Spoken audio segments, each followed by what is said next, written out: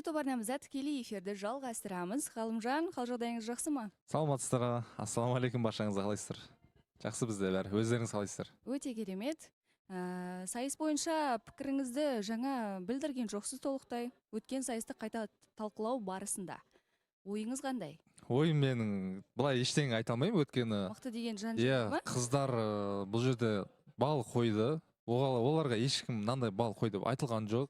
Өздерінің бойынша өзінің әділ бағасын қойды. Бірақ бүгін айтып отқандарын мен түсінбей отырмын. Екі сөйлеу болып тұр ма? Бал қойылды, бүгін талқылаудың қажет жоқ еді. Мынандай бал мынаған қойым керек еді, либо мына жақ ұту керек еді деп, ақыр жюри болды ма, өзінде қалу керек еді мысалға. Ал енді жігіттер тарапынан өздерінің ойларын шығарып, қайта талқылау осы эфирде, сенбіде өтіп кеткен сайысты қайта экранға шығару қаншалықты дұрыс деп ойлайсыз? Бұл жігіттердікі бір не болды, бізді тып-тыныш өтіп кеткеннен кейін қалдың Оны бізде айтып жатырмыз ғой. Бізде ұтылды бәрі тып-тыныш, қозғаған да жоқ, әділ болған жоқ, әділ болды деп айтқан да жоқ. Бәрі тып-тыныш, аккуратно өтіп кетті. Ал бұдан кейін жеңген адамды бәрі қабылдады. құттықтадық, мысалға мен Тимурды сол жерде құттықтадым. Красавчик, енді финалға дайындалды, гранд финалға. Біздің қатарымызда жігіттер бәрі әркім өз-өзімен дәл өзінің жұмысымен кетіп қалды дегендей ғой. Ал қазір бәрі талқылап жатыр, білмеймін енді. Енді мойындағанда себеп болған не нәрсе деп ойлайсыз? Енді қыздардың өздері бастап беріп жатыр деп ойлаймын. Аян өтпеу керек еді, Әділжан өту керек деп, оны не үшін айтып жатыр? Әділжанның өзі сөйлемей отырған жерде Жанеркенің ойын білдіру қаншалықты орынды деп ойлайсыз? Енді Әділжан өзі бәріне көніп отыр. Сабырлы жігіт.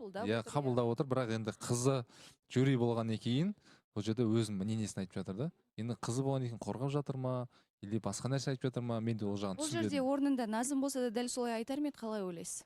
Бәлкім айтар ма еді, айтпайтын еді, білмеймін, бірақ Назымға да айттым, бәрі нормально, өтті кетті, оны талқылаудың қажет жоқ та. Бірақ между собой сөйлескен кезде ондай әңгімелер болды, мысалға. Мен де айтатын болсам, көп та ол өнерге, мен өнер көрсеткен кезде де баға әділ қоймады маған десем де айтуға болады еді. Бірақ ол нәрсені талқылаған жоқпын. Өтті кетті. Біз кезінде мысалы спортта жүрген кезде талай жарысқа барған адам мысалға. Бізге судейская отырады, үш жақта отырады мысалға. Бізге очко берген кезде дұрыс емес, сол кезде подсуд деп айтылады ғой. Вот сол нәрсе болады, көп нәрсе болады ол жерде, бірақ ол жерге сотқа қарсы, жаңа судьяға қарсы шыға алмаймыз. Ол бірақ жерде профессиональный жүрде де, мысалы деңгейде жүрген бокс шеберлерде жүрген, мысалы ол жерде қарсы шықпайды да. То же самое бұл жерге жаңағыдай отқандарға. Болды, бізге келісіп отырық, мысалға қарсы шыға алмаймыз ол нәрсеге. Болды. Сіздің ойыңызша ең мықты деген кім болды осы жерде? Атын атап бере аласыз ба? Бәрі мықты болды бұл жерде. Мен нақты деп айта алмаймын. Әр сайыста спортта мынау жігіт мықты болды, қол өнер деген жаңа осы жігіт мықты болды. Ал мына жерде жаңа үшінші кезең келсек, ол жерде басқа жігіт мықты болды дегендей ғой. Әр кезде өзінің бір способность бар жігіттер ғой енді. Сондай. Өнер жағынан мысалы маған мына жақта тең келетін ешкім жоқ деп айтуға болады. Өйткені маған дайындық беретін болсаңыздар, мен барлық нәрсені істеп бере аламын. Ал енді осы сайыста әлсіз болған адам көзіңізге кім болып көрінді? Әлсіз дегенде мен ешкім төмен түсіргім келмейді. Мысалға өнер барысында мен Болат қатты ұнады маған. Өткен жан дауыста өлең айтып берді. Мысалы бірінші сайыста Әмір өзінің жан дауысында өлең айтып берді ғой. То же самое да. А мына жақта Әмір жоғары бал алды ғой. А мына жақта төмен бал алды Болат. Неге мысалға былай салыстырып қарасаң, екеуі жанды дауыста өлең айтты дегендей ғой. Маған Болат қатты ұнады дегендей. Өнерде өткен адамның ішінде жатқан талант деп айтсаң болады. Сондай нәрсе.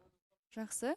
Ал енді дәл қазір Шолпан мен Маржанды көріп отырмыз, Шолпанға ислам тарапынан ауыр пікір білдірмеді ме, қалай ойлайсыз? Мен білмеймін, қыздардың әңгімесіне араласқым келмейді. Қыздар өздері шешіп алсын, бұл жерде мен ешқандай пікір айтпаймын. Мен ұлдар тарапынан пікір білдіру қаншалықты орынды? Дұрыс емес қой, жігіттер, қыздар өздері сөйлесіп алады. Зачем вам? Отыра берсін де, араласпай отыра беріңдер, тып-тыныш, ол керек емес деп ойлаймын, қыздардың өзінің әңгімесі ғой. Болды. Жақсы, енді осы сайыста болған жігіттерге бір ауыз сөзіңіз болса, айта кетсеңіз болады. Финалға шыққандар ма? Тимур, Аян, удачи вам. Кім мықты, кім достойны, сол жеңсін. Жақсы, біз келесі жарнамада қайта жүздесетін боламыз.